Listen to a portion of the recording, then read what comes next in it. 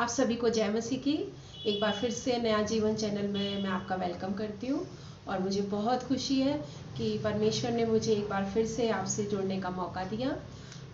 आज मैं आपके साथ यह बताना चाहूँगी, इससे पहले कि मैं आपको परमेश्वर के वचन की गहरी बातें बताऊं या परमेश्वर के वचन से आपके साथ उसकी बातों को मैं आपके साथ शेयर करूं, लेकिन पहले मैं ये बताना चाहूँगी कि हम सभी के लिए ये जानना बहुत ज़रूरी है कि वो परमेश्वर कौन है। जैसे इब्रानियों 11:6 में लिखा है कि परमेश्वर के पास आने वाले को विश्वास करना चाहिए कि वो है और अपने मांगने वालों को प्रतिफल देता है। तो जो व्यक्ति परमेश्वर के पास आ रहा है, जो व्यक्ति परमेश्वर के बारे में जानना चाह रहा है, जो व्यक्ति ये जानना चाह रहा है कि परमेश्वर कौन है, परमेश्वर क्या करता है, तो उसके लिए बहुत ज़रूरी है कि वो उसके व्यक्तित्व को जाने कि वो सच में वो है कौन। तो इसके लिए हम सबसे पहले कि वो कौन है हम देखेंगे। बाइबल की जो सबसे पहली किताब है उत्पत्ति, उसके अगर हम पहले चैप्टर के पहले वर्स को देखें तो वह इस तरीके से परमेश्वर के बारे में बताया गया है कि वो हकीकत में वो कौन है। जैसे बताया गया है कि आदि में परमेश्वर ने आकाश और पृथ्वी की सृष्टि की। तो परमेश्वर कौन है? परमेश्वर आकाश और पृथ्वी का रचने वाला परमेश्वर है वो।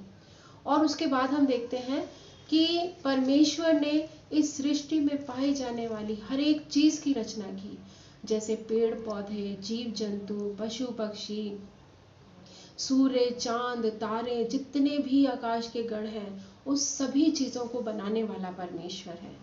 और हम ये देखते हैं बाइबल की इस किताब में कि परमेश्वर ने इन सारी बातों को, सारी चीजों को उसने बोलकर बनाया। उसने बोला और वो चीजें अस्तित्व में आ गई, वो चीजें हो गई। उसने बोला कि दिन हो जाए तो दिन हो गया।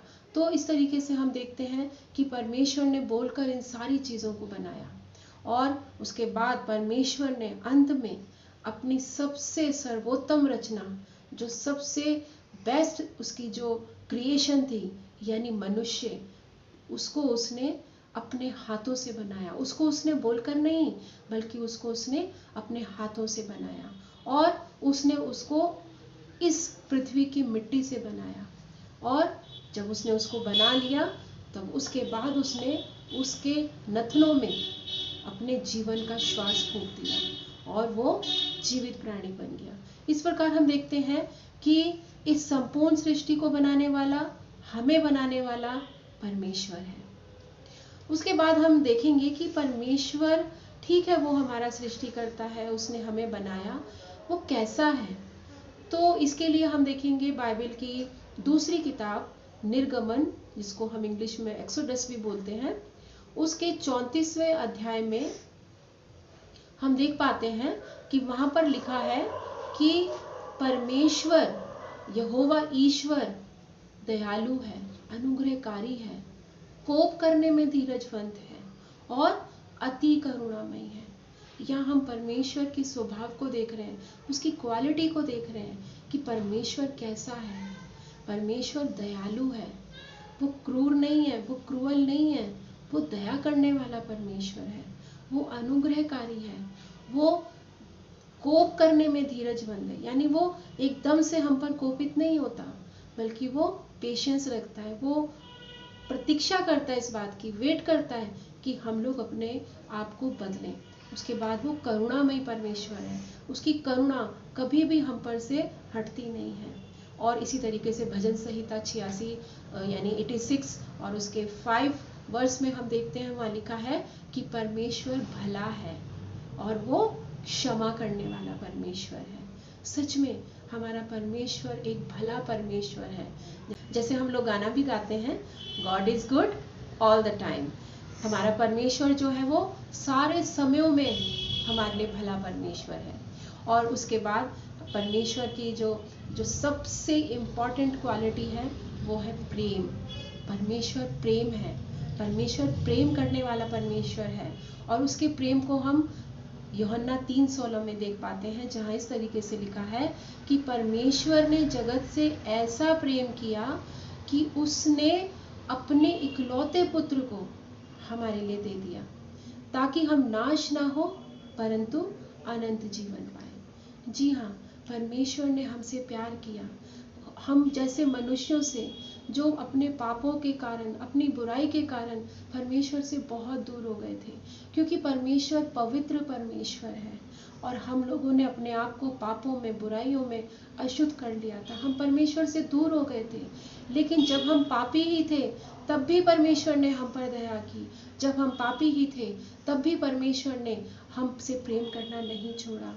और क्योंकि वो पवित्र परमेश्वर है और हम अपवित्र हो चुके थे, हम अशुद्ध हो चुके थे, लेकिन हमसे मेल करने के लिए उसने प्रभु यीशु मसीह को, अपने इकलौते पुत्र को हमारे लिए भेजा कि हमारे पापों का दंड जो हमें उठाना था वो उठाए। और उसने सच में क्रूस पर हमारे पापों का दंड सह लिया। उसके लहू बहाए जाने से हम परमेश्वर के समीप जाने के योग्य हो सके। वो लहू हमें शुद्ध करता है, वो लहू हमें पवित्र करता है, वो लहू हमें परमेश्वर की उपस्थिति में जाने के योग्य बनाता है और एक बार फिर से हमारा परमेश्वर से मेल हो पाया। इसके लिए हम परमेश्वर का धन्यवाद करते हैं और सच में हम प्रभु यीशु मसीह का धन्यवाद करते हैं कि प्रभु यीशु मसीह ने सच में आज्ञाकारिता में, अपने पिता की आज्ञाकारिता में रहकर उसने हमारे लिए इतना बड़े बलिदान किया और परमेश्वर से हमारा मेल कराया।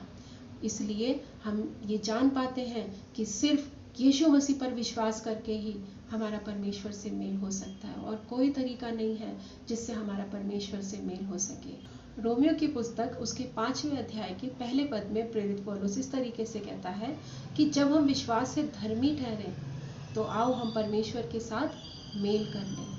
हमारे लिए बहुत ज़रूरी है कि हम नाश ना हो, हम बच जाए, क्योंकि प्रभु यीशु मसीह के द्वारा हमारे लिए वो प्रावधान परमेश्वर ने किया, वो उपाय परमेश्वर ने हमारे लिए किया कि हम बच जाएं, हम नाश ना हो।